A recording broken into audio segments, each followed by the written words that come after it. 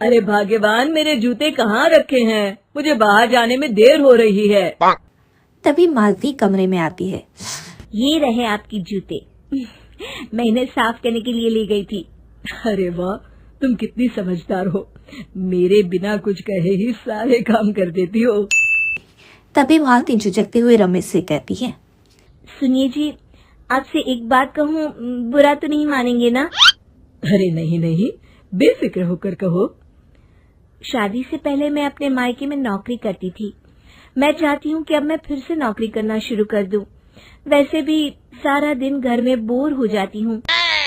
देखो मालती, तुम्हारे नौकरी करने से मुझे कोई ऐतराज नहीं है, लेकिन तुम्हें एक बात बता दूं, हमारे खानदान में आज तक कभी किसी औरत ने नौकरी नहीं की। फिर भी एक बार तुम माँ से पूछ कर देखो, अगर वो तुम्हें नौकरी करने की इजाजत दे देती है तो अच्छी बात है। रमेश वहाँ से चला जाता है। फिर उसी शाम मालती अपनी सास के पैर दबा रही होती है। तभी उसकी सास मालती से कहती है, अरे क्या बात है बहू, आज तो ठीक तरह से मेरे पैर नहीं दबा रही। किसी ख्याल में खोई पड़ी है क्या? मैं भी तो जानूं आखिर बात क्या है। दरअसल वो माँ जी। अरे हाँ हाँ बोलो, इतना सोच क्यों रही हो? माँ जी, अगर आप बुरा न माने तो मैं नौकरी करना चाहती हूँ। घर के काम करने के बाद मेरे पास काफी वक्त बच जाता है। मालती की ये बात सुनकर उसकी सास गुस्से में कहती है, अरे बहू, तेरी तबीयत तो ठीक है ना? आज ये कैसी बहकी बातें कर रही है? भला हमारे खानदान में आज तक कभी किसी औरत ने नौकरी की है जो तू नौकरी करने की बात कर रही है? हैं? अरे बहू, तू क्या रिश्तेदारी में हमारी नाक कटाना चाहती है? जितना जल्दी हो सके अपने दिमाग से नौकरी का भूत उतार दे। और अब जा, जल्दी से रसोई में जा, खाना बनाने का वक्त हो रहा है। मालती मन मार कर खाना पकाने के लिए रसोई घर में चली जाती है। अगले दिन। नमस्ते माँ जी, कैसी हैं आप? अरे आओ आओ दिवाकर बेटा, बैठो, मैं तुम्हारे लिए चाय मंगाती हूँ। बहू, जरा एक कप चाय तो लेती आना। फिर दिवाकर एक फाइल खोलकर मालती की सास के सामने रख देता है। ये देखिए माँ जी, ये है पिछले महीने का हिसाब और ये रहे मुनाफे के रुपए। एक बार हिसाब देख लीजिए और इन कागजों पर अपने दस्तखत कर दीजिए। अरे दिवाकर बेटा, मैंने भला आज तक कभी तेरा हिसाब देखा है जो अब देखूंगी? ला बता, कहाँ दस्तखत करूं? तभी मालती चाय लेकर वहां आ जाती है और अपनी सास को बिना कागजातों को पढ़े इस तरह लापरवाही से दस्तखत करते हुए देखकर हैरान रह जाती है। अच्छा माँ जी, अब मैं चलता हूँ, फैक्ट्री में बहुत काम है। फिर दिवाकर वहाँ से चला जाता है। कुछ दिनों बाद मालती बाजार में कुछ सामान खरीद रही होती है। तभी एक बुरा आदमी उसे आवाज देता है, अरे मालती बेटी, कैसी हो? मुझे पहचाना? मैं तुम्हारी कंपनी में मुनीम का काम करता हूँ। हाँ चाचा जी, मैं आपको बिल्कुल पहचानती हूँ। कहिए, कैसे हैं आप? मैं तो ठीक हूँ। कंपनी में कुछ भी ठीक नहीं चल रहा, यहाँ तक कि हमें ठीक वक्त पर तनख्वाह भी नहीं मिलती।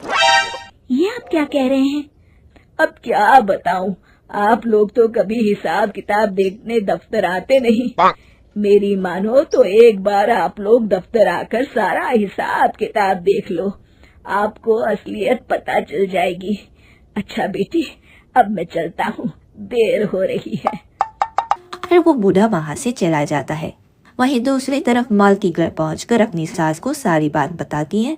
तभी वहाँ रमेश भी आ जाता है, लेकिन मालती की सास मालती की किसी भी बात पर विश्वास नहीं करती।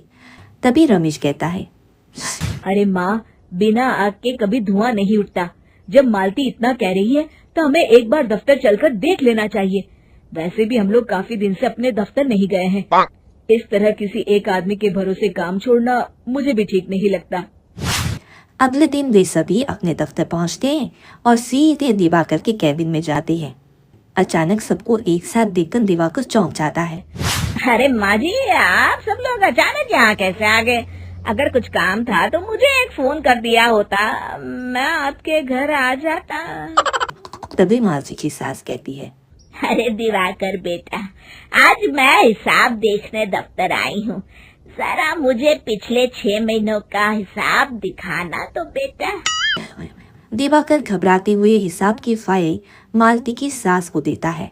मालती की सास फाइल लेकर मालती को देती है और कहती है, ले बहू, देख ले हिसाब। मालती फाइल को बड़े गौर से देखती है और अगले ही पल उसे सारी गड़बड़ी समझ में आ जाती है। वो अपनी सास से कहती है, माँ जी, मुनीम चाचा बिल्कुल सही कह रहे थे। हमारी कंपनी में पिछले 6 महीनों में जितना मुनाफा हुआ है, हमें उसका आधा पैसा भी नहीं मिला। यूँ समझ लीजिए कि 1 रुपये में सिर्फ चवन्नी ही हमारे हाथों में आई है।